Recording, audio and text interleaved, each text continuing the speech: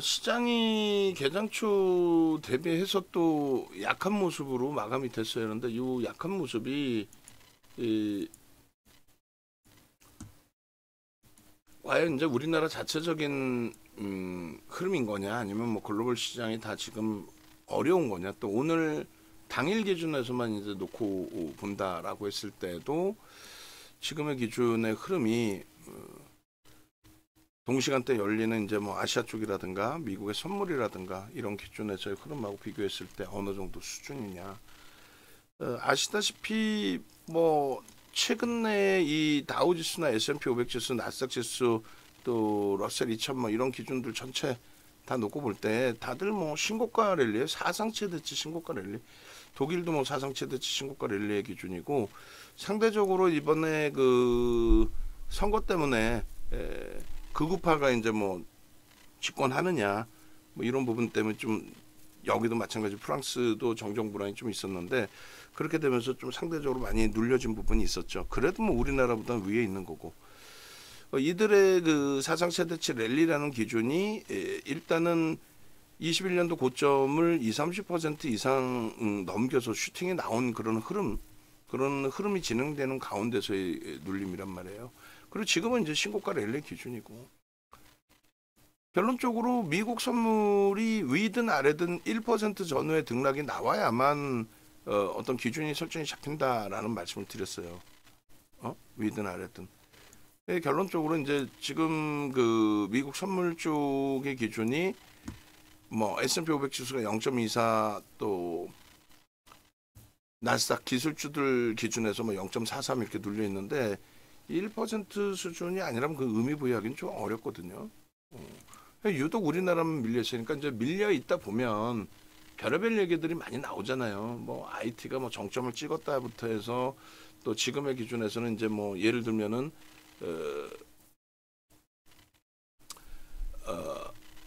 중동발 리스크 부분, 월요일날 이스라엘이 또 하마스의 집중 공격한 부분들, 이런 부분들이 또 지금 뭐 속보해가지고 헤즈라가 또 이스라엘 모사드 본부를 겨냥해서 미사일 공격을 했다. 그 내용이 문제가 된다면 이 친구들이 급락이 나와야죠. 미국 쪽에서도 1% 수준에. 그러니까 전혀 문제 없어요. 지금 여러분들이 생각하실 때에도 우크라이나 사태가 22년 3월에 지상전으로 형성이 된 건데, 그 당시 기준에서도 KBS 머니올라 방송 지난해 10월 말 뭐 이럴 때 유튜브 들어가면 뭐 꼬맹이들 뭐 전쟁 박사들 나셨어. 주식 전문가라고 했다가 경제 전문가라고 했다가 무슨 갑자기 또 무슨 뭐 전쟁 전문가로 또 했다가, 아우 피곤들해. 근데 우크라이나 사태 말씀드린 것처럼 22년 3월 달에 우크라이나 사태 같은 경우에는 유럽의 변동성만 한번 크게 확장을 시켰던 기준이 있었고, 그리고 지난해 10월 달에 중동발 불확실성 부분도, 심지어는 이스라엘 지수조차도 밀리지 않았단 말이에요. 이스라엘은 또 일요일 날도 시장이 열립니다. 이스라엘 지수 자체가 밀리지도 않았는데 일시적인 이제 변동은 있었죠. 근데 뭐 무슨 뭐 어쩌고 저쩌고. 오늘의 기준도 그래요. 여러 가지 이제 내용들을 보실 수는 있지만 결론적으로는 심각하게 시장이 뭐 훼손될 내용은 일단 없어요. 니케이 지수나 호주 정도 보시면 된다 그랬잖아요. 그러니까 니케이나 호주 같은 경우에도 니케이도 고점 대비해서 밀리고 끝났습니다만, 뭐 우리나라처럼 뭐 1%대 그런 조정도 아니고, 중국 증시는 쳐다볼 이유도 없다 그래서요. 상하이 지수, 뭐 항생 지수, 특히 이제 항생은 아시아에서 계속 들여다보던 지수였는데 중국으로 이제 영국에서 중국으로 이제 넘어가면서 홍콩의 항생 지수조차도 이제는 시장에 영향을 주는 쪽이 되지 않습니다. 오늘 대만 가권 지수는 이제 오늘 뭐 휴장인데, 대만 가권 지수 같은 경우도 이제 뭐 지금 오히려 우리보다 월등히 강한, 올해 2월 달부터 이제 사상 최대치 슈팅 나오면서 흐름이에요. 그러니까 아시아 쪽이라든가 이런 쪽 전혀 문제가 없어요. 전혀가 문제 없는데 무슨 뭐 지금 현재 기준에서 중동발 리스크를 언급한다는 것도 참 제가 볼 때는 우습고, 그죠? 그러니까 결론적으로 이것을 이제 그냥 이렇게 말씀 구도적으로만 드리면 와닿지가 않아요. 그래서 글로벌 시장의 흐름을 그냥 한번 이렇게 다시금 놓고 보시게 되면은 다우지수 어때요? 사상 최대치 고점 찍고 또 S&P 500 지수 사상 최대치 고점 찍고 여기서 뭐 예를 들면 0.2가 밀려 있다? 그게 무슨 조정입니까? 우리나라 1%대 조정 나올 만큼 아니잖아요. 아니 지정학적 리스크는 우리가 지금 뭐 중동에 살고 있는 국가도 아니고 말 같지도 않은 나스닥 지수도 굉장히 뭐 문제 있는 것처럼 시장 해석이 있었지만 결론적으로 종가상 사상 최대치 흐름에서 0.4 눌려 있는 거고 필라델피아 반도체 지수가 뭐 어떻게 이 정도 가지고 로그 차트로 보시면 밀린 것도 없다라고 말씀드렸죠. 종목별로도 마찬가지예요. 종목별로도 지금 보시면은 이제 마이크론 테크놀로지사의 실적 발표가 영향을 준다. 아니 시가총액 1위 업체가 시가총액 2위, 3위 업체들 눈치 보고 움직임이 나올까요? 물론 그런 부분들도 이제 놓고 봐야 되는 부분도 있겠습니다만은 어찌됐든 일단 결론적으로 일단 마이크론 테크놀로지사가 이제 뭐 우리나라 지수의 반등 탄력의 모멘텀이 된다라고 하면은 볼 이유는 있겠습니다만 뭐 하이닉스 대비해서도 이번 추이에서는 약해요. 하이닉스 이제 21년 그 고점 넘기고 나서 슈팅 그리고 이제 그 자락까지 이제 눌려 있긴 합니다만 마이크론 테크놀로지사는 이제 좀 더 밑에 놓여져 있는 거죠. 그리고 실질적으로 이제 시가총액 극대형주 그 최상위 미국에서도 1위 애플, 애플이 지금 문제 있나요? 없죠. 2위 MS 그리고 3위 엔비디아발 영향이 아무래도 하이닉스 쪽에 연동폭이 당연히 있는 거고 이쪽도 이제 로그 차트로 보시는 게 맞아요. 그냥 보시면 아우 너무 가파르다 슈팅이 너무 나왔어 아니에요. 퍼센테이지 몇 퍼센트씩 움직였니라고 했을 때 문제 될 만큼의 그러면 없어요. 나머지 이제 뭐 알파벳이라든가 나머지들도 다 로그 차트로 보시더라도 또 아마존 얘가 이제 시가총액 5위인 거죠. 알파벳이 4위고 그리고 메타 플랫폼이 7위입니다 지금. 전혀 문제 없잖아요. 아무 쪽도 문제 있는 쪽이 없어요 지금. 그리고 이제 TSMC 대만 전혀 문제 없잖아. 그리고 또 테슬라 같은 경우 보실래요? 시장도 사상 최대치고 전부 저 고점 넘겨서 슈팅 나와 있는데 얘 혼자 이러고 있어요. 얘 혼자.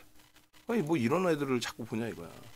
우리도 2차 전지 일부 이제 그 편입 설정 범위 기준도 있습니다만 의미 부여해서 이제 보실 필요 없다. 그리고 지수 이제 마저 나머지 지수도 마저 놓고 보시면은 일단은 뭐 니케이 지수 같은 경우에도 고점 대비 10% 밀려 있습니다만 21년도 고점 대비해서 어때요? 21년도 고점 3만 포인트 그 수준에서부터 20% 이상의 슈팅이 나와 있는 그런 기준이 되는 거고 상하이 지수나 항생 지수는 전혀 글로벌 시장하고 연동이 없죠. 근데 얘네를 왜 보냐고 자꾸 방송에서는 중국 증시 10시반에 지금 개장돼서 어쩌고 그걸 왜 듣고 앉아있냐고. 중국의 경제 동향에 대해서는 보실 수 있더라도 오히려 대만 갖고 온 지수인 거죠. 글로벌 시장하고 똑같잖아. 우리가 얘네들보다도 못한 거고. 다시 이제 지정학적 리스크로 돌아와서 보면은 독일이라든가 나머지 영국 FTSE라든가 까크라든가 이런 쪽이 22년 3월 달에 변동률이 13% 이 정도 나온 그 수준뿐이 없어요. 응? 그리고 이제 프랑스 까크도 전혀 뭐 이 꼬리 달리고 다 돌렸고 이 나머지 추이는 이제 전체적인 글로벌 시장의 추이였던 거고. 그리고 이제 까크 같은 경우가 이제 최근에 말씀드린 것처럼 극우파가 이제 집권을 하느냐라는 그런 내용 때문에 이제 눌려진 폭의 기준이 있는 거죠. 거기에 이제 뭐 또 한 가지를 더 볼까요? 이렇게 뭐 다 볼 필요가 있나 생각을 하는데 이스라엘 쪽이 이쪽 있나 모르겠나요? 이스라엘이. 이스라엘 같은 경우에 예를 들어서 세계 지수 기준에 이스라엘이 있으면 한번 볼 텐데 아니 지정학적 리스크 부분에 이스라엘도 영향을 안 받는 거를 완전히 다른 국가인 우리나라가 영향받는다. 그것도 웃기잖아요. 인베스팅닷컴에서 이제 한번 끄집어내서 봐볼게요. 주요 국가 여기 있네. 이스라엘 나라고 이스라엘 여기 있죠. TA35. 얘네들 같은 경우에도 마찬가지예요. 그 월요일부터 해서 이제 또 기준이 나왔던 건데 작년에 23년 뭐 10월 달 기준 요때 한번 꽁하고 미끄러졌던 부분 있잖아요. 이 변동률이 그렇다고 해서 뭐 어마어마한 그 조정의 흐름으로 나왔냐, 그렇지 않았다는 거고 바로 다 돌렸어요. 그 지금의 기준에 이스라엘도 영향이 없어. 월요일부터 중동 불안이 또 이제 뭐 이슈 부분이 일부 불거진 부분이 있는 거죠. 뭐 있어요? 내용이? 이스라엘이에요, 이게. 없죠. 근데 뭐 우리나라 지수 밀리니까 오늘 야간에 이제 방송 나오는 친구들 무지하게 떠들어 대겠죠. 뭐.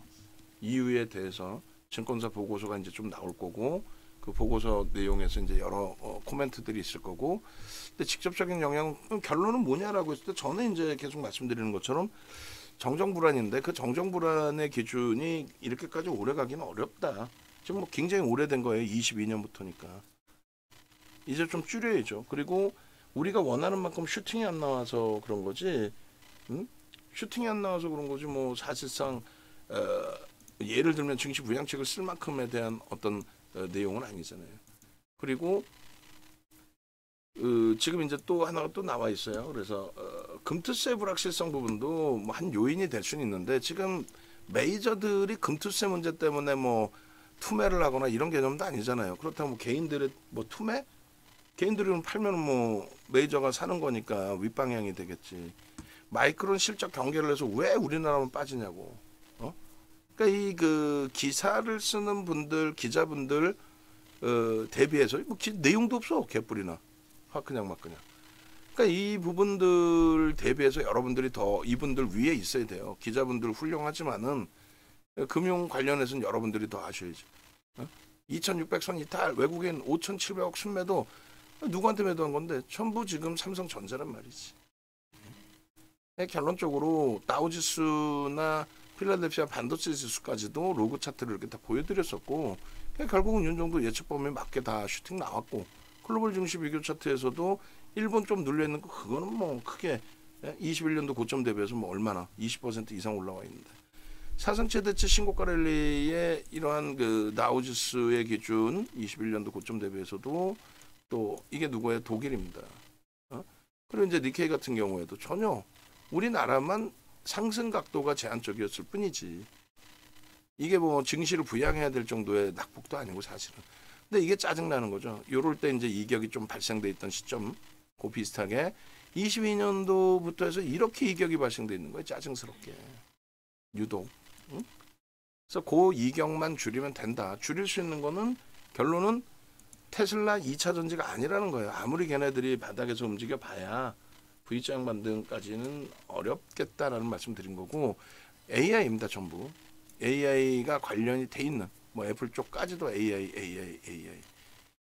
이네들이 테슬라처럼 테슬라의 시가총액이 뭐 5위 전후에 놓여져 있다가 지금 10위권 밖으로 내려가 있잖아요. 시가총액이 1조 2천억에서 반토막 나 있단 말이에요. 거의. 지금 좀 돌려놔서 이제 뭐 한 700억, 7천억 달러 정도 하나요? 7천억, 8천억 달러? 그러니까 얘네들 위주에서의 흐름을 보셔야 되고, 이 친구들 AI 관련, IT 관련주들의 슈팅이 우리나라에서도 반도체, 또 모바일 관련 이쪽 같이 움직임이 나와줘야 되겠죠. 이게 이제 미국의 애플 쪽의 흐름인 거고요. 그리고 이게 엔비디아 쪽.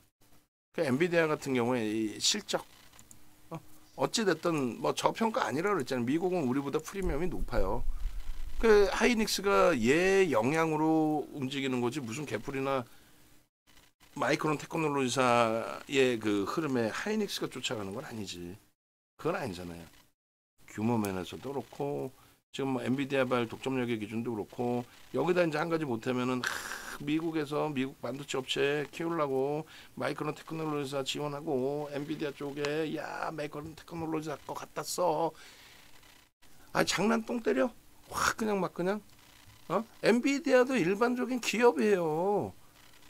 TSMC랑 뭐 안 좋을 때도 있고 좋을 때도 있고, 근데 지금 TSMC에 너무 의존하니까 삼성전자에 야 니들도 한번 해봐 하고 있는 거고. 그래 마이크론 테크놀로지사 니네 거 미국 거 우리가 쓸 테니까 어쩌고저쩌고 하지만 결국은 하이닉스 쪽을 이겨내질 못해서 현재까지는 하이닉스가 거의 뭐 독점적인 위치를 가져가고 있고 뭐 어쩌라는 거야.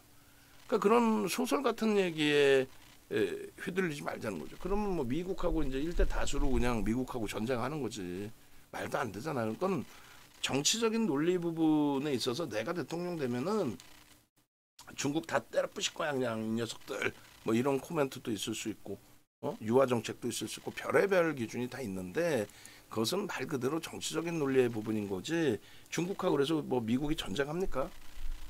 우리나라 쪽에서는 이제 지금 그 보수 진영 기준에 미국발 이슈들 부분들이 더 보고가 돼 있고 중국은 못돼서 나빠 이런 얘기들 위주로 하지만 예 여보세요? 지금 아까도 이 063이 부산 아닌가요? 그 부산에서 뭐 무슨 뭐 천마 농협에서 천마 농협이 아니라 조합에서 왜 나한테 천마 사라고 전화하냐고. 아우 힘들어 죽겠어 아주 그냥. 장도 피곤해 죽겠는데. 그래서 까먹었잖아 이 전화벨 소리 때문에. 뭐 얘기했었어? 진짜 까먹었어. 이제는 야 이거 큰일 났네. 한계가 온다. 건강에도 한계가 와요. 하여간에 결론적으로 그 엔비디아의 이 실적 범위의 기준, 이 실적 범위의 기준 대비해서 상승률 부분이 지금 이제 요 5월 24일 날이 정확하게 1조 달러 찍은 날이에요. 5월 24일 날 실적 발표 이제 장 마감 이후에 하고 25일 본장에서 갭상승 26%로 출발. 그게 1조 달러 딱 찍은 날이에요. 거기서부터 단 한 번도 그 갭상승 갭을 메꾼 적이 없어요. 그러니까 요 날이 1조 달러인 거고 그 1조 달러일 때 실적이 11센트였고 주당 순이익이 68센트까지 나왔는데 이 부분이 6배 증가하는 사이에 주가는 일단은 3조 채 안 되니까 200%. 그 정도 올라와 있는 거예요. 그러니까 지금 너무 과하다라고 해석하기엔 실적이 뭐 상상을 초월하게 형성돼 있는 거죠. 그래서 엔비디아의 월봉 보시면 이제 음봉으로 떨어졌다 돌리고 떨어졌다 돌리는데 요 흐름이 뭐 똑같이 진행된다라고 할 수는 없지만 이렇게 삼성전자. 그래서 삼성전자도 요거 해석을 해드렸어요. 지금 실적 다 보여드렸고 아무리 이제 삼성전자 하이닉스가 지금 이렇게 실적 대비해서 눌려져 있다 할지라도 말씀드렸잖아요. 우리나라의 실적의 30% 양시장에 상장돼 있는 전체 업체 기준 잡아서 저도 기억력이 30% 위에요. 30%가 아니라 월등히 더 많아요. 30% 이상. 그러니까 2,400개 상장사 중에 상장사의 영업이익을 다 합산해서 놓고 봤을 때 삼성전자 하이닉스가 차지하는 영업이익 비중이 30%대가 훌쩍 넘는다는 거예요. 그런데 이 삼성전자 하이닉스가 지금 시장에서 가지고 있는 시가총액 비중이요. 굉장히 처참하게 빠져 있습니다. 전체 시장이라고 기준 잡았잖아요. 전체 시장이라고. 전체 시장으로 기준을 잡았을 때 기준은 시가총액 기준이 얼마? 두 종목 합쳐가지고 29%뿐이 안 됩니다. 그럼 뭐 엄청나게 빠진 거예요. 우리나라를 매겨 살리니까 주가가 올라가야 되는데 그 개념이 아니라 정확하게 이제 기준을 잡으실 수는 있어야죠. 영업이익 대비해서 막연히 뭐 LG엔솔이 좋을 거야, 삼성 바이오로직스가 좋을 거야, 야 이 끝내줘 이렇게 계산을 하시면 안 되고 현실적으로 실적을 내는 쪽의 주가가 어떠한 이유에서든 못 움직이고 있는데 나머지가 뭐 슈팅 나와서 나는 괜찮아 시장 깨지더라도 나는 괜찮아 이거는 그렇게 형성이 될 수는 없다라는 부분을 말씀드리는 거예요. 그러니까 지금 시장이 이 글로벌 시장하고 키높이를 맞춰서 강세를 띄기 위해서는 이러한 시가총액 비중이 정상적으로 삼성전자 하이닉스 쪽에 형성이 돼야 된다. 그러니까 과도하게 밀린 만큼 되돌리는 흐름이 빠르게 형성돼야 된다. 지금 실적 놓고 보실 때 얘네들을 따돌려 놓고 나머지 쪽이 이제 그 삼성바이오로직스가 이번에 바닥 찍고 들어올린 게 50%예요. 응? 바닥 찍고 50%를 들어올렸어요.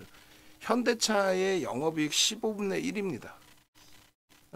삼성전자의 45분의 1이에요. 근데 지금의 시가총액은요. LG엔솔이나 삼성바이오로직스는 유통 물량이 없다 그랬죠. 거기에 이제 조그마한 수급에도 움직임이 나오게 되는데, 그러니까 저런 그 흐름 속에서 검색해도 포착돼서 나오긴 하지만은 저 부분을 너무 확대해서 가시지 말자라는 거야. 그러니까 뭐 변동성 매매를 우리가 따라가기도 하고 매매도 할 수도 있고 그렇지만은 주력 포트폴리오 채울 때 기준에서는 펀더멘털적인 부분을 절대 빼놓고 보지 말자, 그 말씀을 드리는 겁니다. 이해되시죠? 그런 맥락에서 말씀을 드리는 거고, 그 다음에 지금 다시 한번 제가 설명을 드리는데, 그러니까 너는 떠들어라의 기준이 되면 안 돼. 우리 내부자들도 방금 조금 전에 이제 말씀드린 것처럼 지금 우리가 무료 방송을 하고 있잖아요. 한 분이라도 더 들어오시는 게 낫겠지. 그래서 지금까지도 쭉 얘기를 했잖아. 응? 잠시만요. 여보세요? 그 얘기를 했고, 그 담당자도 유튜브 쪽의 기준에서도 좀 고민을 하시라고 말씀을 드렸는데 무료방으로 다시 접속들 하셨잖아. 근데 뭐 저쪽 어느 쪽에서든 지금 방송합니다가 안 올라가 있지 않아?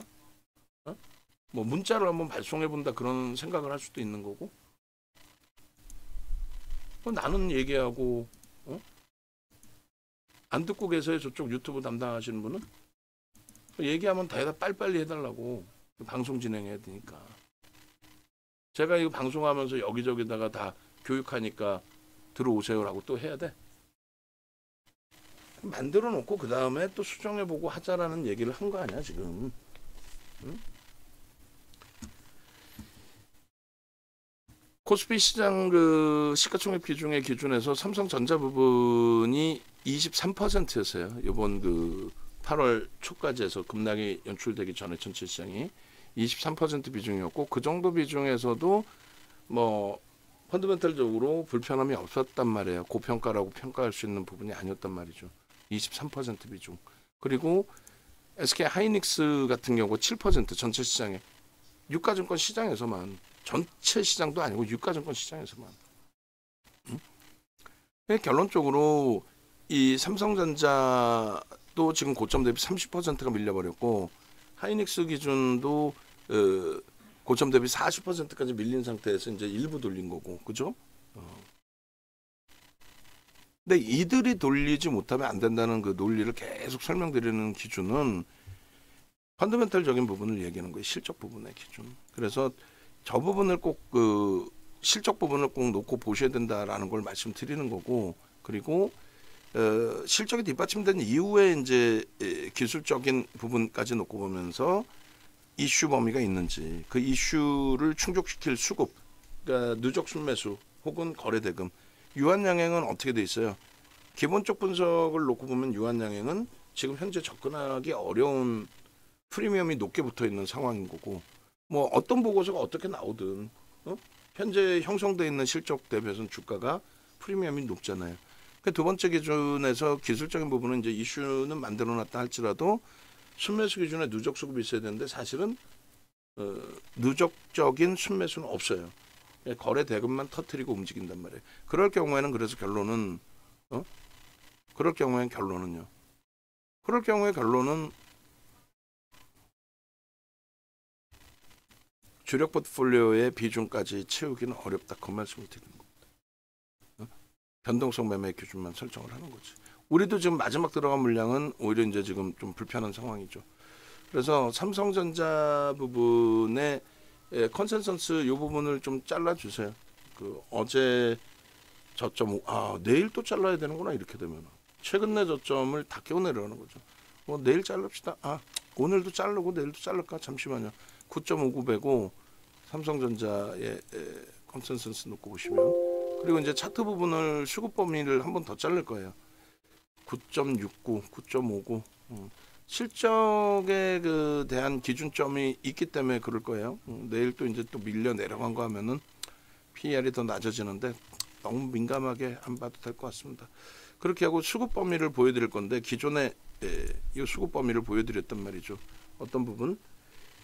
삼성전자의 이제 시가총액 비중, 이거는 이제 유가증권 시장에서의 기준에서만 설정을 잡은 거고, 그리고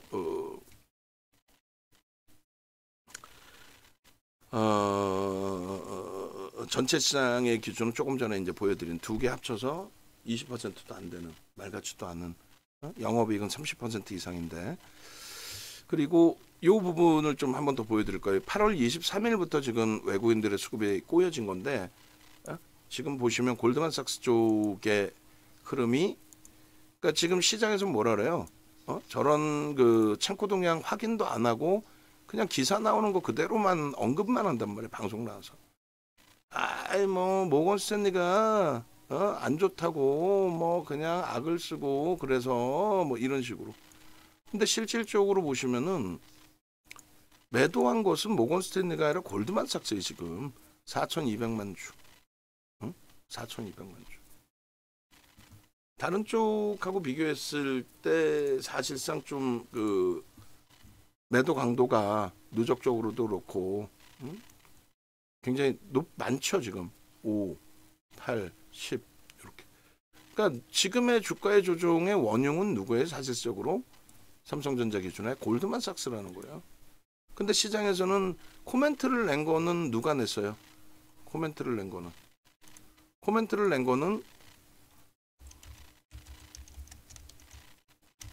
8월 23일부터죠. 코멘트를 낸 거는 모건 스탠리다 보니까 모건 스탠리가 다 팔았다 생각하고 금융당국에서도 모건 스탠리가 이제 보고서 내기 전에 선행 매도를 했다. 아니 저게 퍼센테이지로 뭐 얼마나 든다고 선행 매도를 했다. 아무리 뭐라고 표현해요. 선행 매매에 대한 불법적인 요인이 이제 들여다보겠다. 해봐야 뭐 들여다봐봐야 아무것도 남는 게 없어요 사실은. 그리고 그 매수의 기준에서도 이렇게 뭐 KB든 신한이든 이런 쪽에서 1,000만 주 단위의 매수가 들어오잖아요. 저게 이제 뭐 다 개인일 수도 있고 뭐 외국인일 수도 있고 기관일 수도 있고 여러 가지인데 말씀드리고자 하는 거는 비이성적으로 이제 아까 보신 4,000만 주의 매도 다른 데보다 월등히 많은 매도 그런 게 이제 좀 특이한 거지.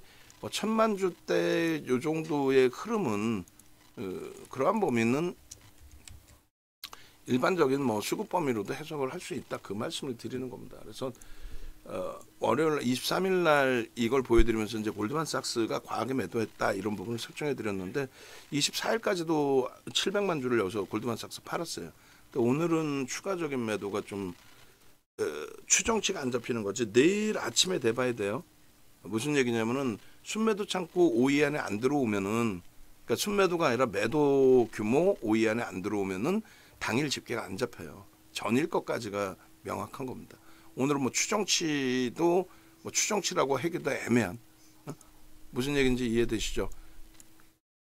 골드만삭스 여기 들어와 있네. 200만 주. 그러면 이 200만 주가 순매도 200만 주인 건지 아니면 LS 쪽에 바로 밑에 6위에 놓여져서 매수가 185만 1,000주를 매수해서 6위에 놓여지는 건 이걸 확인하지 못하잖아요. 그래서 저 부분은 내일 아침 7시 돼야 확인할 수 있다. 그 말씀을 드리는 겁니다. 그래서 일단은 어찌 됐든 순매수 기준, 순매도 기준 8월 23일까지 다 보신 거고 3월 20일부터 해서 놓고 보시면 지금 골드만삭스는 3월 20일부터 8월 22일까지 조금 전에 23일부터 8월 23일부터 자른 거거든요. 골드만삭스 같은 경우는 3월 20일부터 8월 20일까지 골드만삭스가 매수한 물량이 없어요. 오히려 매도했습니다. 이때도. 골드만삭스 380만 주. 이때 당시에 골드만삭스는 매수한 게 없어요. 다시 얘기하면은 3월 20일 이후에 외국인들의 매수세가요. 대략적으로 3월 20일 이후에 최대 1억 2천만 주 가까이까지 들어왔어요. 처음에 이제 8,600만 주 그리고 손바뀜이 됐든 차익 실현 뭐 손절이 됐든 한번 출렁거리고 나간 이후에 다시금 이제 들어온 물량 최대폭이 1억 1천만 주 또 1억 2천만 주 뭐 그런 기준들이 설정이 됐던 거예요. 그래서 일단은 3월 20일부터 들어왔던 창구가 아닌 240822 그 창구가 아닌 전혀 들어오지도 않았던 3월 20일 이후에 전혀 들어오지도 않았던 골드만삭스가 매도했다. 골드만삭스다. 그럼 특정 창구의 매도가 지난 이후에는 어떤 흐름이 나온다 그랬어요?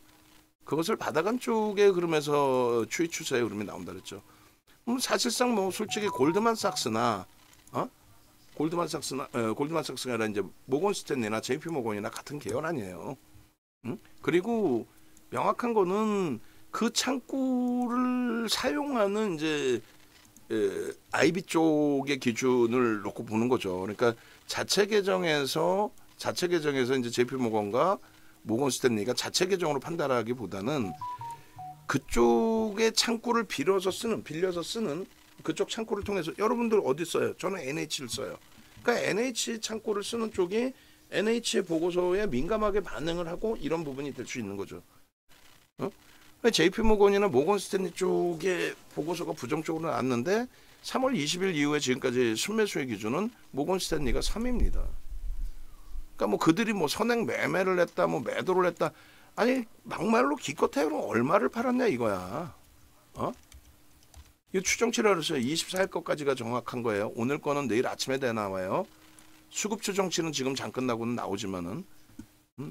그래서 결론적으로 삼성전자의 이 수급 범위에 대한 해석은 요거 이제 제가 바꿔놓겠죠. 지금 바꿔놓을게요.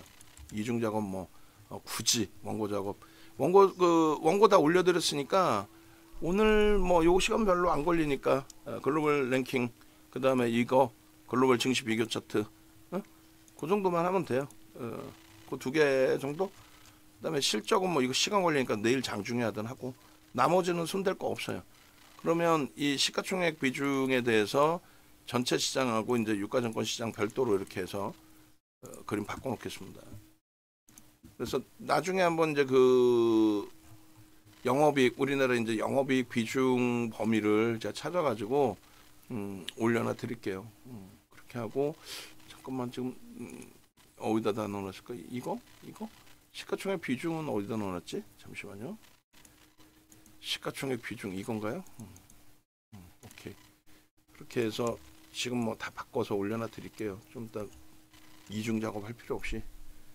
오늘 최대한 원고 일찍 끝내고 어제보다 조금 일찍 끝내가지고 일찍 마무리할 수 있도록 퇴근 1분이라도 뭐 일찍 하고 그리고 요 기준도 마찬가지 실질적으로는 24일 것까지입니다. 실질적으로는 25일 걸 지금 제가 알아낼 수 있는 방법이 없어요. 내일 아침에 돼야 코스콤 우리나라의 예전 이름 전산본부에서 한국전산본부에서 데이터를 추정치를 내일 아침 한 7시면 다 바뀌어 있어요. 그러니까 7시 전에 바뀝니다. 그래서 3월 20일부터 8월 22일까지는 이건 뭐 굳이 또 잘랐네. 그죠? 안 잘라도 되는 부분인데. 그리고 이 부분이 3월 20일부터 누적적인 부분. 그래서 일단 이 친구들의 기준에 누적적인 수급에 JP모건 뭐 3위로 있는 그대로 3인 거예요, 사실. 그리고 저 뒤에 좀 안 깔려 있으면 좋겠는데. 자, 됐죠? 그러면 이 매도의 원흉은 골드만삭스인 거고, 그리고 이 당시 기준에 골드만삭스는 산 거 단일도 없어요. 3월 20일부터. 그래서 결론은 요 차트의 흐름 범위, 요 기준의 흐름 범위가 외국인들이 조금 더 매도 물량을 내놨지만 어느 정도요? 요것도 이제 그 캡처해서 보여드릴게요. 3월 20일 이후에 가장 많은 물량을 가지고 있을 때 기준. 요거는 이제 내일 아침까지 안 봐도 지금 보면 요게 다 맞는 내용입니다.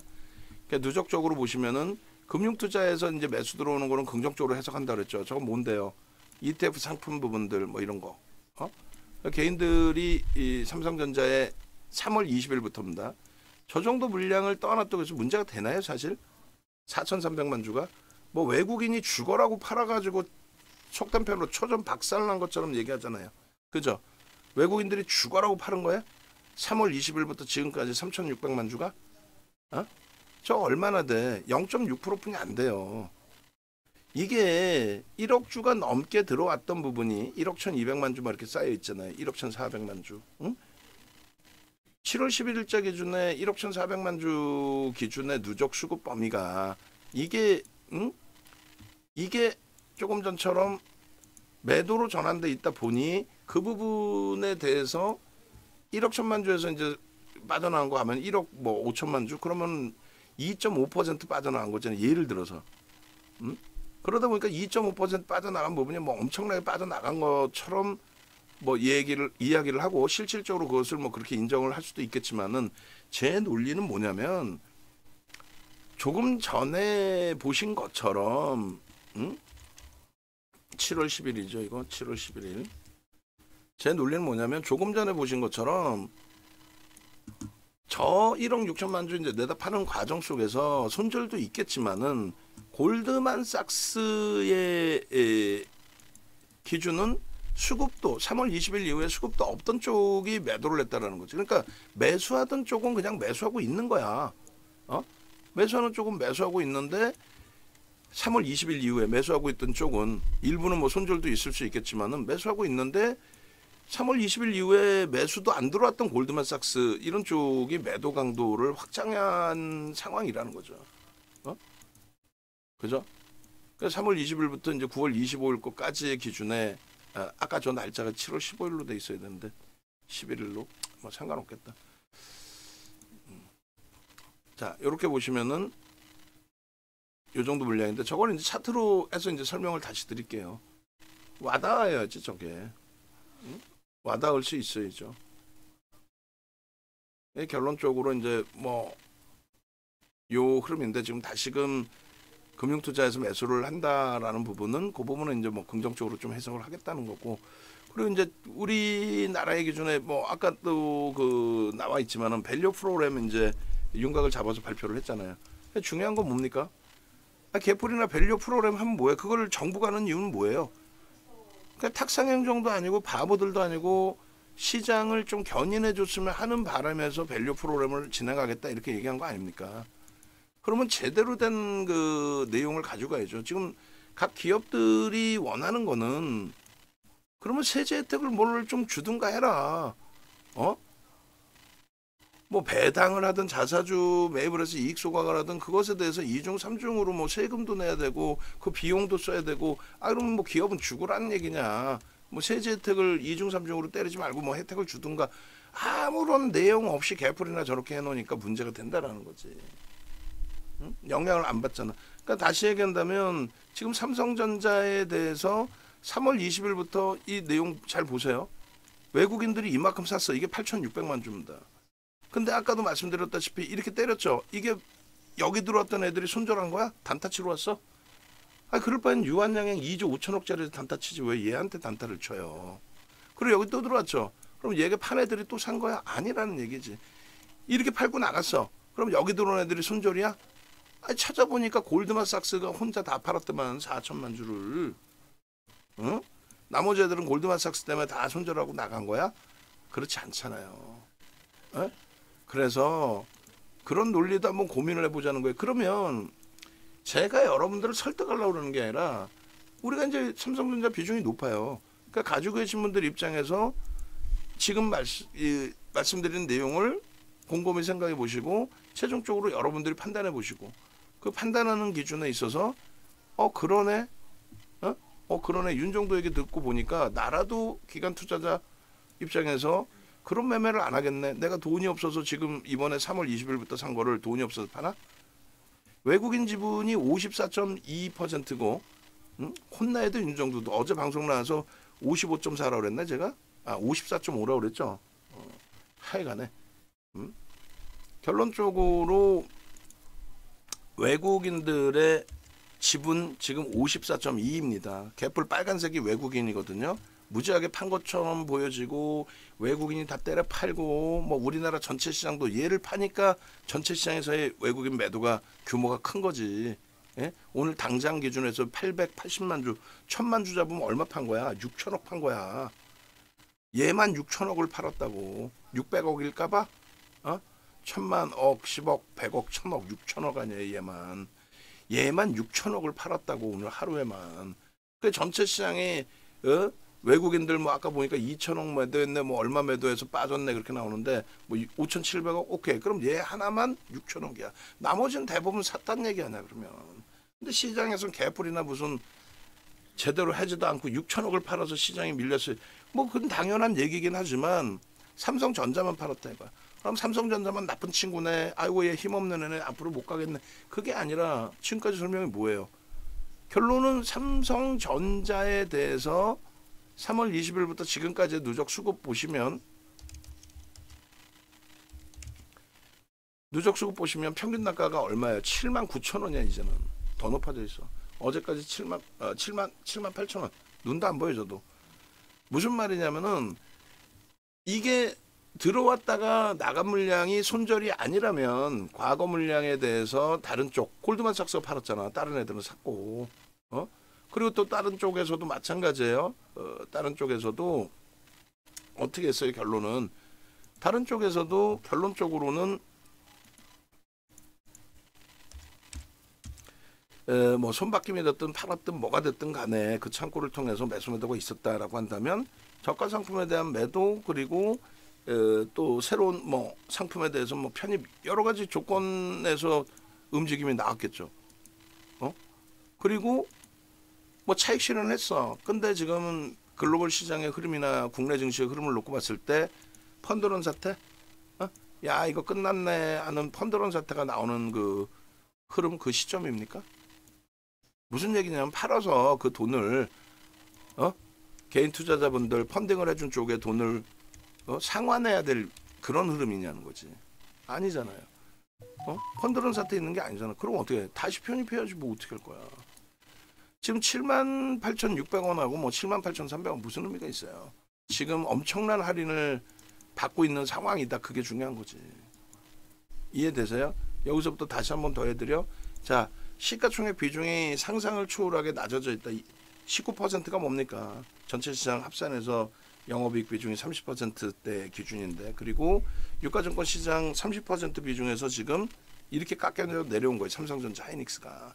이걸 보시기 전에 이걸 항상 보시라고 말씀드렸고, 실적을 얘기를 말씀드리는 거고, 그리고 수급을 놓고 봤더니 뭐 어쩌고저쩌고 모건 스탠리가 부정적인 보고서 내기 전에 지들이 먼저 때렸고 어쩌고저쩌고, 결국은 보시는 것처럼 골드만삭스에서 4,200만 주 팔은 거고, JP모건이나 이런 쪽은 매수 우위였잖아요. 모건 스탠리 이런 쪽이. 예? 정상적인 수급 정도 수준이지 뭐 엄청난 매집은 아니야. 그래서 JP모건이 1,900만 주가 눈에 띄는 거라고 했을 때 누적적으로 지금 남아있는 게 1,450만 주. 기껏해면 500만 주면 얼마야? 0.01%? 아휴, 그러니까 뭐 말도 안 되는 뭐 외국인이 팔아서 붕괴되네 뭐 어쩌고저쩌고가 과도한 거냐 아니냐를 좀 놓고 해석을 해볼 수 있어야 되는 기준인데, 저는 과도하다라고 표현을 드리는 거고, 이런 흐름에 있어서 마이크론 테크놀로지사까지 뭐 끄집어내서 마이크론 테크놀로지사 실적을 보고 움직일 거다 뭐 이런 해석은 좀 과한 게 아닌가, 그런 해석 자체가, 그런 말씀을 드리는 겁니다. 그래서 일단 그 24년도 3월 20일부터 해서의 이제 수급 범위 이렇게 보여드린 거고, 3,600만 주 정도 외국인이 매도했는데, 저거는 0.06%, 0.6도 아니라 1%가 6천만 주 정도 되죠. 6억 주, 60억 주니까 60억 주니까 6천만 주가 1%. 그럼 얘는 0.6%. 0.6% 패대기 치면서 고점 대비 하락률이 상상을 초월하게 밀려 내려와 있잖아요. 그러니까 이제 3월 달에 가장 많이 매수가 들어왔을 때가 1억 1,600만 주, 한 1억 2천만 주, 2% 들어왔다가 때린 거잖아요. 2% 들어왔다가. 그러다 보니까 뭐 충격이 있는 거는 알겠는데, 예? 그 수급 범위의 흐름이 이건 아니라는 거지. 위치 이렇게 바꿀래 이거는. 무슨 말인지 이해되시죠? 저수급이 손절로 나갔다고 저는 해석을 하지 않겠다는 거예요. 그리고 이 누적 수급도 하나 더 보여드리는데, 이 누적 수급은 언제냐면은 22년 그 10월이에요. 22년 2022 10월 01일부터 누적 수급인데, 이게 뭐냐면 글로벌 증시가 최저점을 찍고 돌린 게 9월 말 10월입니다. 언제? 22년 9월 말 10월에 최저점을 찍고 돌려요. 그래서 이제 그러한 흐름들을 이제 감안해서 놓고 보시면 삼성전자도 저 때부터 딱 수급이 들어와요. 그러면서 돌린 거거든. 그 이제 차트 좀 더 보여드릴 거고, 그 평균 단가가 78원이니까 7만 1,000원 정도, 7만 1,000원 정도 수준이 된다. 어? 얘네들은 어떻게 할 거야? 7만 1,000원 정도를 들어왔는데 7만 1,000원을 들어왔는데 7만 1,000원 정도 수준에 얼마를 들어왔길래 그래? 지금 한 2억 5천만 주대 정도 될 겁니다. 22년 10월 01일부터 누적. 아이고. 엄청나죠? 엄청난 거예요. 외국인. 2억 5,600만 주. 몇 퍼센트예요? 4%란 말이에요. 4%를 가지고 있는 친구들은 다 바보입니까? 방어도 안 해? 골드만삭스가 죽어라고 내다 파니까. 내다 판 거 4천만 주 해봐야 솔직히 얼마나 됩니까? 0.8%, 0.9%, 0.8? 68에 48, 0.8%도 안 되네. 그러니까 내다 파니까 아니 나 같아도 야 골드만삭스가 얼마까지 팔 거니 나도 몰라 안 가르쳐주네. 그래 걔네들 이제 다 팔고 이제 어느 정도 마무리되면 내가 좀 더 사든지 하지 뭐. 야 걔들 때리는데 뭐 밑에서 받으면 되겠네. 아니 농담이 아니라 그런 식으로 운영을 하겠지. 예? 대놓고 팔고 있는데. 결론적으로 지금의 흐름의 조정은 시각적으로 여러분들이 확인하신 것처럼 그냥 골드만삭스가 팔아서예요. 뭐 골드만삭스가 보고서를 부정적으로 냈든 뭐 저쪽 모건 스탠리 쪽에서 부정적으로 냈던 그게 사실 중요하지는 않은데 그조차도 확인을 안 하고 방송 나와서 헛소리를 하니까 그 얘기를 하는 겁니다. 그조차도 확인을 안 하고 외국인이 때려 팔아요. 얼마나 팔았니? 모르겠어요. 근데 때려 팔아요. 너 갖고 있니? 안 갖고 있어요. 안 갖고 있는데 네가 어떻게 그렇게 잘하니? 그러면 아유 신문 봤어요. HTS는 뭐 하려고 누구 신문 보고 나와서 방송에서 헛소리 하냐고. 응? HTS라도 보고 오든가 이렇게. 응? 결론적으로 이 부분도 이제 다시 여기다 넣어놓고 이제 좀 봅시다, 여러분 또. 응? 삼성전자에 대해서 계속 줄어드는 거지 짜증스럽게 솔직히. 예? 근데 그 규모가 제한적이라는 거죠. 제한적인데 그 제한적인 흐름보다도 너무 크게 휘둘러서 두들겨 맞으니까. 아휴, 맨날 방송 보시는 분들도 그럴 거야. 야, 저 목이 찢어서라냐 얘기를 하는데 뒤에 좀 늦지 말라고 저 얘기를 하는데도 항상 보면 다 들어가 있죠. 예? 죽겠어 아주 그냥. 2,500만 주, 60만 주, 60억 주 정도가 되니까 대략적으로 4%입니다. 유통 물량도 없는 애를 4%를 매수를 한 거예요. 아 징그럽다 진짜. 이유가 뭔가 있긴 있을 텐데 왜 그러지? 이 뒤에 있는 틀이 없어서 그 틀을 맞추려고 저거를 안 지우고 저거다 덮었으나 몇 년째 이래요. 몇 년째 아무리 얘기해도 저건 고쳐지지가 않아. 윤정돈 지고라고 지우고 원고 작업하신 분들은 그냥 죽어라고 그냥 그대로 넣고 됐죠. 여기서 요 끝자락에 요만큼 나간 거예요. 지금 이만큼 나갔는데 이 매집의 평단보다도 더 두들겨 맞은 겁니다. 지금 이제 요거 이제 어제 방송하면 다 잘라 주시면 되고 제가 이거 하는 동안에 뭐 잘라 주시면 되고 21년 1월부터 이제 그 월봉 차트고 이게 최근 내 월봉 차트의 기준이 되는데 요거 이제 한번 볼게요. 요 고점 대비해서. 그래서 차트 요거 보시면 월봉의 기준에 삼성전자의 이제 수급 범위 기준까지 이렇게 놓고 보시죠. 이때 이제 최고점 찍을 때 기준입니다. 요 최고점 찍고 이제 이 줄을 거는 건 뭐냐면 9만 원 위쪽의 거래가 5거래일 뿐이 안 돼요. 근데 무슨 사상 최대 고점이 9만 원대인 것처럼 자꾸 아니야. 9거래일 뿐이 안 돼. 9만 원 이상은. 그다음에 8만 6천 원을 넘긴 거래일 수가 16거래일 뿐이 안 됩니다. 그것도 왼쪽 기준에서. 그러니까 최근 내 고점이 사상 최대치 고점인 거예요. 실질적으로는. 그리고 제일 중요한 부분이 뭡니까? 7만 8천 원. 22년 10월 저점에서부터 7만 8천 원이 평단이죠. 그리고 78,000원 요 수준이 3월 이후의 평단입니다. 그러면 이 수급 범위가 지금 이렇게 형성이 되어 있잖아요. 여기까지 이제 쏟아져 나왔단 말이죠. 그러면 지금까지 이제 수급 범위의 기준이 4% 정도 매수가 잡혀 있는데 4% 작지 않잖아요. 2억 5천만 주대. 그들의 평균 단가가 이 78,000원이란 말이에요. 78,000원. 얼마나 지금 할인이 많이 되고 있어요. 아니, 속된 표현으로 실적이 피크아웃이고 진짜 막 깨져 내려가고 문제가 되는 실적이면 그런데 PR이 10배 이하잖아요. 글로벌 시장에 반도체 그래도 1위 업체인데 모바일 쪽이 뭐 어쩌고저쩌고 하더라도 지금의 실적 기준에서 실적 전망치가 크게 하회된 것도 아니고 특정한 골드만삭스에서 뭐 자금 집행할 거 있었나 보죠. 그거 하여간에 뭐 정리해서 빠져나가는 4천만 주에 연동돼서 이제 좀 흘러나온 부분에 과한 주가의 조정이 있었는데 그걸 가지고 펀더멘탈까지 다 갖다 붙여갖고 설명을 하고 해석을 한다라는 걸 그건 제가 판단할 때 아니라는 말씀을 드리는 거고 결론적으로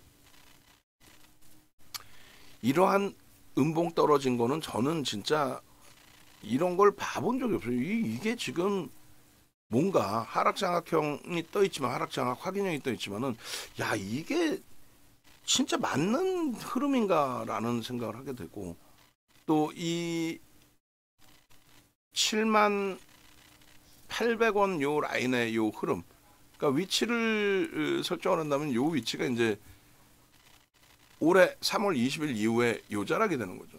78,000원 기준이 평균 단가가 당연히 프리미엄이 붙어 있었어야 되는 게 맞고 지금까지 설명한 게 이거죠. 이게 지금 뭐다?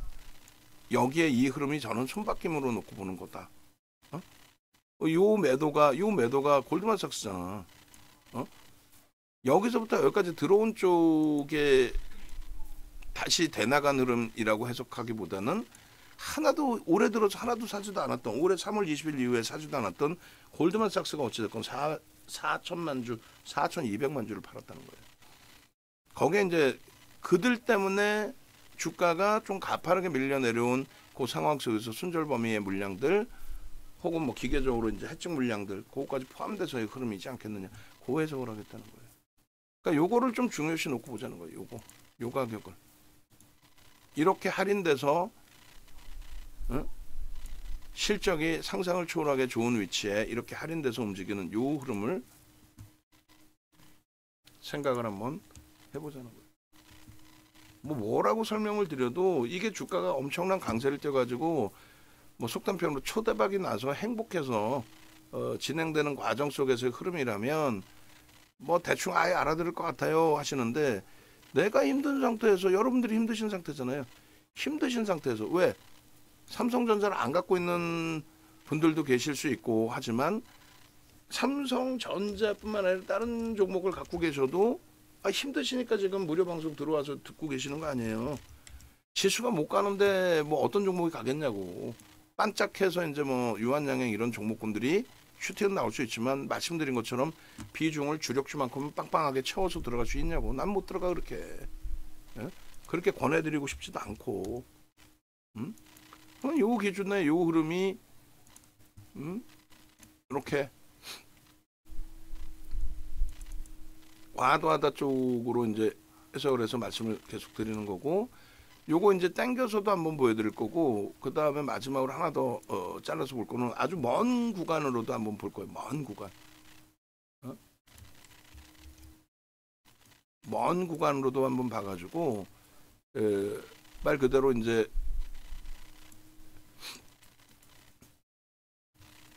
역대적으로 15년 이후에 역대적으로 저러한 하락률의 캔들 크기가 있었는지도 좀 고민을 해보겠다는 거예요. 이건 이제 주봉이죠. 주봉의 흐름으로 올해 기준, 그다음에 월봉에서 먼 기간, 월봉 먼 기간을 볼게요. 15년도 12월 뭐 이런 기준.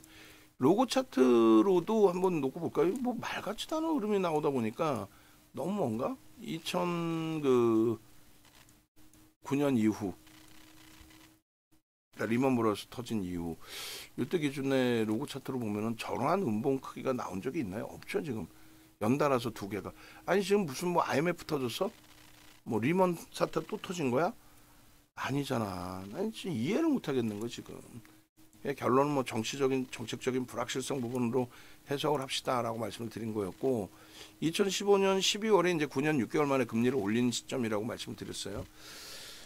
저 시점 기준으로 놓고 보실 때 뭐 로그 차트가 됐든 뭐가 됐든 로그 차트로 볼까요? 여기서부터 로그 차트를 한번 보시게 되면은 이 줄을 싹 지워버릴게요.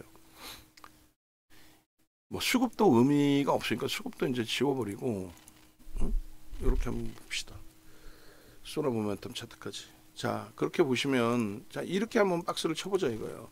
이 당시 기준의 사상 최대치의 실적을 달성하는 과정에서의 슈팅범이에요. 이 당시 기준에.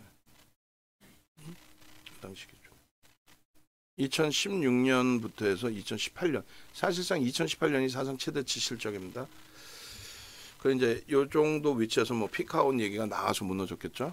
IT 주들이 다 같이 흔들렸고 휘청했고, 그리고 원체 강하게 움직였어요. 그러니까 시장의 흐름은 요 코로나19 때의 조정이 이 정도가 아니라 슈팅이 뭐 하방으로 무지하게 밀려 내려왔었죠. 근데 얘는 이 2020년도 1월달 여기가요 사상 최대치 고점이에요. 사상 최대치 고점을 찍은 겁니다. 저게. 그렇게 되면서 이 저점을 안 깬 거예요. 이 당시에. 어찌됐든 유동성 랠리의 기준이 잡힌 거죠. 여기는. 요 흐름 자체가. 요 흐름이 뭔데? 코로나19 때 유동성 랠리의 기준.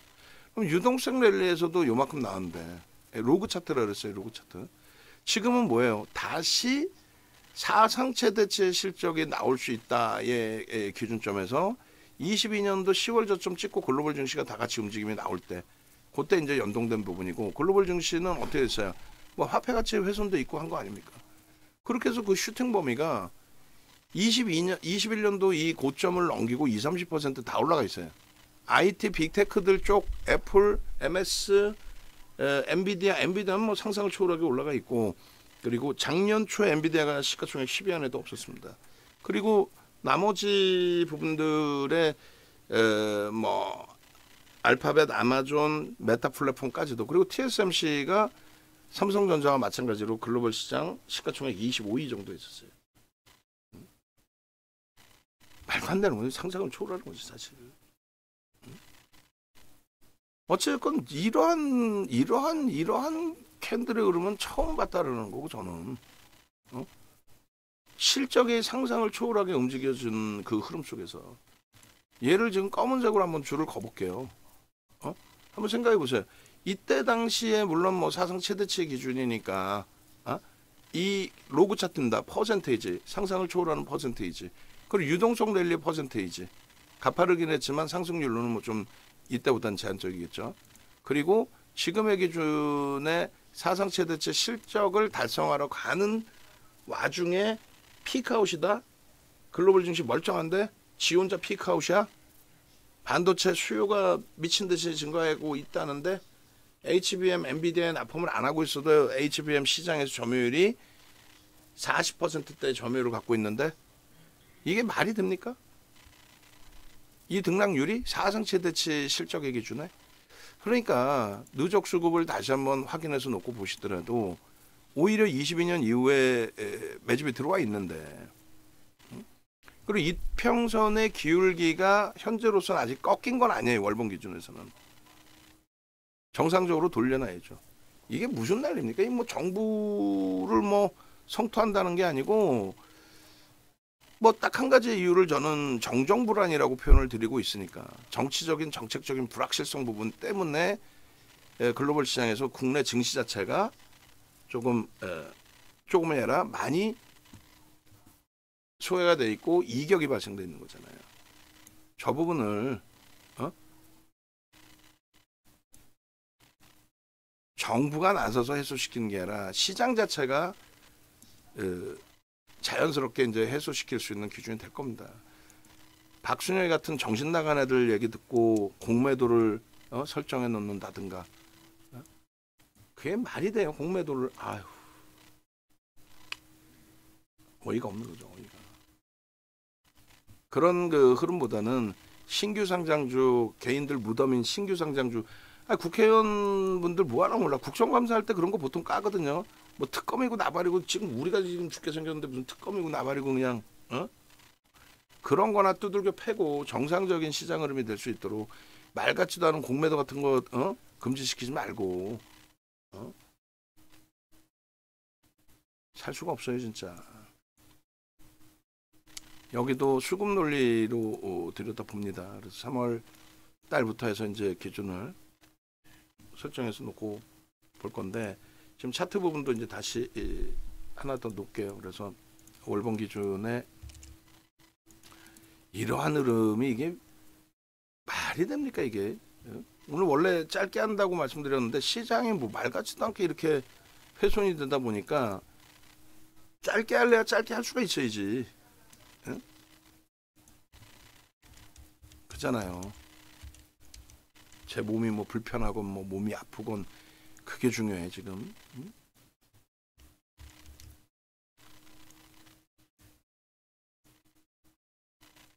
어떻게 해서든 뭐 교육 받으시고 기준 잡으시고 뭐 대처할 수 있는 설정 범위가 잡혀야죠. 잠깐만. 이렇게 있고 위에다 올려놔도 될 것 같은데. 그러면 아이고.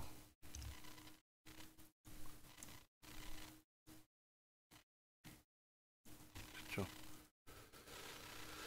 그래서 일단은 뭐 요 주봉까지 마무리를 좀 지어 볼게요. 그리고 나머지 이제 좀 보고.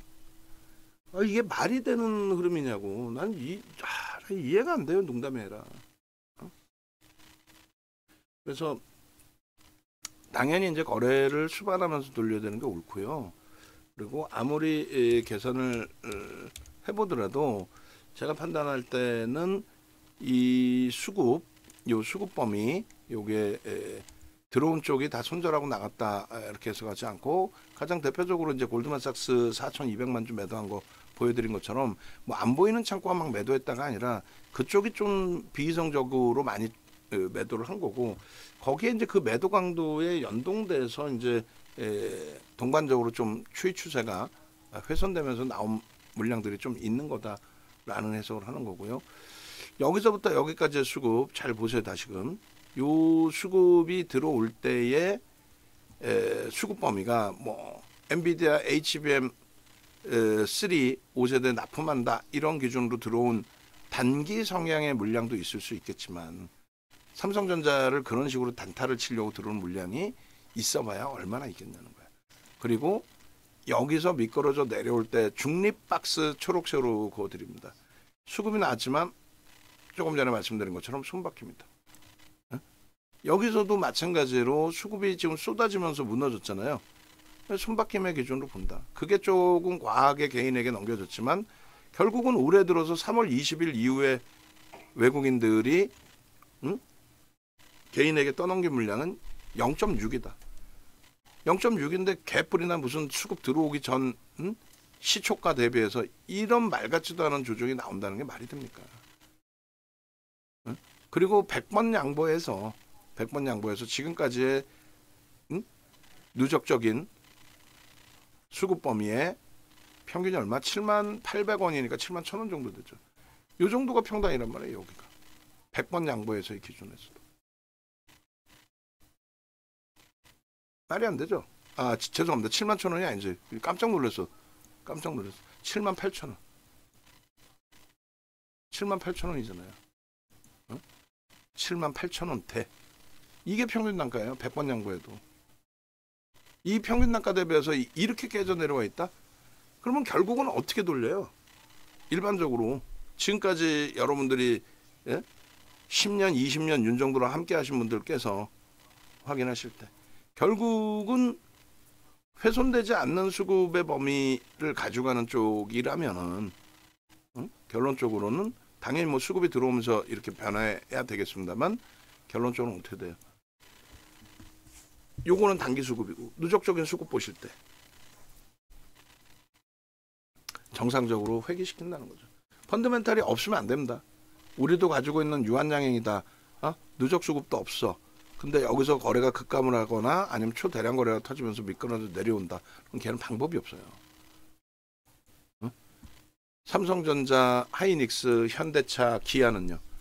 걔네들은 방법이 없는 게 아니라 과매도 권역에서는 어느 한 시점에 되돌리는 흐름이 나오게 되면 그 강도는 상상을 초월하게 확장된다는 거죠. 됐죠? 그래서 삼성전자 부분은 뭐 누적 수익 범위가 형성되지를 못하다 보니까 뭐 지금 최근 내에 저점이 돼버리니까 이런 흐름이 이게 말이 됩니까 이게? 진짜 동네 창피해서.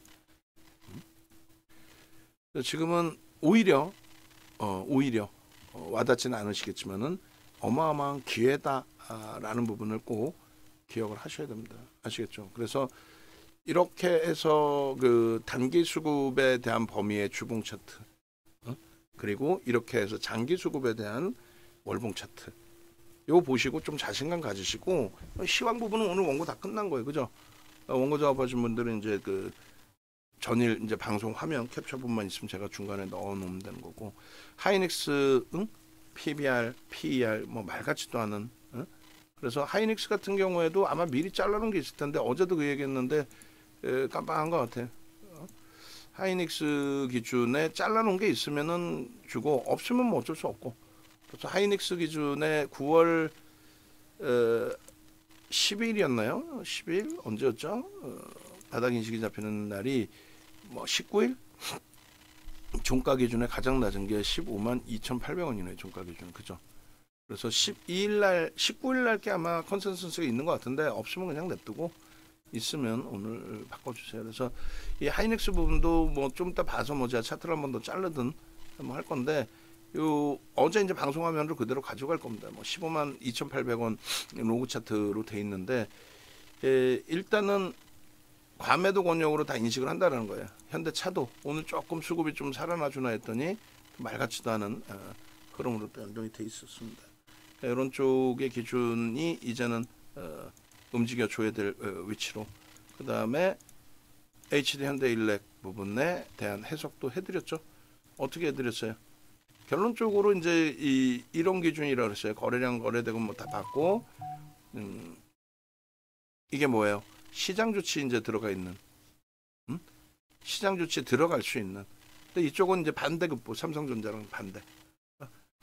요런 창구에서 이제 일반적으로 뭐 9만 주, 7만 주도 굉장히 특정 창구가 매도를 많이 한 건데, 매수의 기준에 그 9월 20일 날 매수의 기준에 UBS가 23만 주나 매수를 했어요. 하루에. 전체 거래량이 이날 100만 주 정도뿐이 안 됩니다. 그러니까 굉장히 많이 매수를 한 거죠. 그래서 특정 창구 관여도가 높아져서 투자 경고 지정 예고에 들어갔어요. 그렇게 되고 그게 이제 10월 8일 날 풀려요. 그래서 종가 기준에 33만 4천 원 형성되기가 좀 어렵다는 거죠. 그래서 여기서 이제 주력주에서 이제 현대 로템 하고 이제 LG 노텍이 빠져 있는데, 현대 로템 뭐 신고가 수준이고 LG 노텍은 또 말같지도 않게 밀려 있는 그런 상황이 돼 있고, 일단은 어찌됐든 전체 시장을 긍정적으로 해석하면서 대처하겠다. 그 말씀 드리는 겁니다. 그렇게 해서 이런 현대일렉 같은 종목에서의 다시금의 수익 창출, 그 영광, 얼마나 좋아요. 7월 24일 날 전량 매도, 그러고 나서 뭐 재편입 이후에 상상을 초월하는 또 추가적인 변동성 확장, 특정 창구의 매도 이후에 바닥에서부터 돌려줄 수 있다. 그 흐름이 23일까지의 흐름. 우리는 이제 이때 다 매도하고 32만 8,500원 기준에서 전량 매도가 됐고, 지금 뭐 31만 원인데 재편입은 지금 고민을 하고 있는 거죠. 굉장히 오랜 시간이 됐어요. 이 영상도 그저께 삼성전자 영상이랑 똑같아요. 사실은 데이터만 이제 조금 업을 해드린 겁니다. 그래서 삼성전자로 이제 영상을 설정을 해서 올려드릴 겁니다. 외부에 계신 분들도 뭐 쉽지 않은 흐름이잖아요. 그 기준에서 일단 네이버에서 뭐 유튜브 검색하셔서 찾아오시고 유튜브 찾아오시면은 이것도 제가 지금 F5번을 안 눌러서 그런 건가요? 여기 분명히 아모레퍼시픽으로 바꿔달라고. 그러니까 오늘 하루 종일 방송 들으신 우리 고객분들도 참 고개를 갸우뚱하실 거예요. 야, 대표가 저렇게 몇 번을 얘기하는데 난 직원도 아닌데 나도 들었는데 왜 직원이신 분들이 저걸 안 할까? 그 생각을 하실 것 같아요. 진짜 힘들어요. 좀 얘기 한번 하면. 응?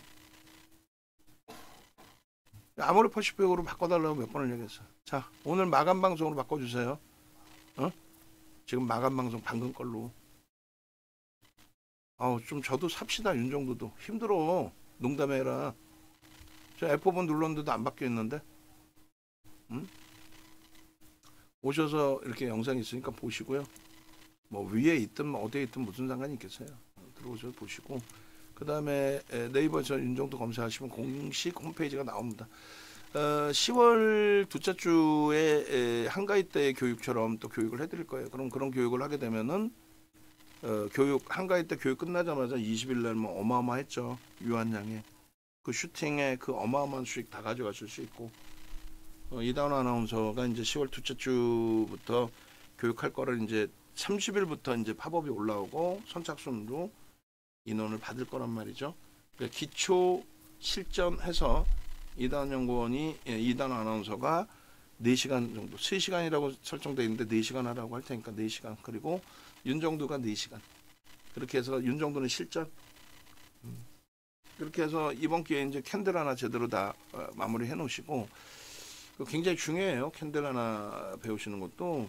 오늘 같은 경우 이제 아모레퍼시픽에 대한 전략 설정 범위 잡아드릴 때도 그 캔들 설정 범위에 대해서 기준을 잡아드렸죠. 그래서 일단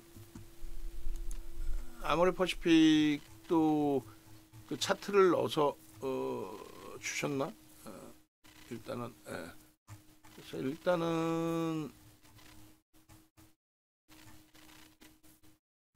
제가 저를 완벽하게 다 안 해놨는데 끄집어내서 보여드릴게요. 그러니까 캔들 또 삼성전환도 이런 부분을 해석하고 좀 들여다볼 수 있는 기준, 그 흐름들이 사실상 뭐 어마어마한 겁니다. 이게 이제 주봉의 기준인 거고요. 그 다음에 이게 월봉의 기준, 인태용의 기준, 그 다음에 연봉, 그 다음에 일봉이 이제 요거예요. 일본 기준에서의 설정 범위에 대해서도 고민을 해볼 필요가 있다라는 그런 내용들의 이제 캔들 범위들, 요걸 알고 대처하는 게 굉장히 중요하다. 전화하셔서 함께 하시기 바랍니다. 영상 올려드리겠습니다.